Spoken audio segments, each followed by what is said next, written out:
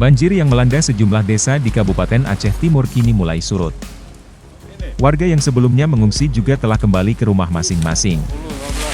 Personel Brimob Kompi 2B Aramiah Polda Aceh menyalurkan bantuan untuk warga terdampak banjir di Desa Alur Sentang, Kecamatan Birembayan, yang merupakan salah satu desa di pedalaman Aceh Timur.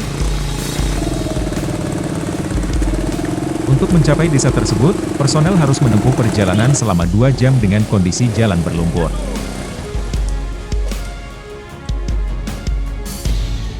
Petugas juga harus mengangkut bantuan obat-obatan dan sembako dengan sepeda motor.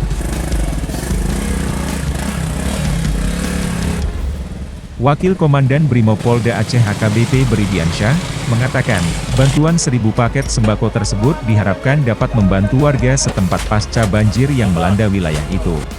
Untuk bantuan yang diberikan di Kecamatan Birembayan, ini ada 1.000 sembako, 1.000 paket beras, bersama Indomie dan obat-obatan, yang diberikan oleh Bapak Kapolda kepada warga yang ada di sini atau warga yang terdampak banjir.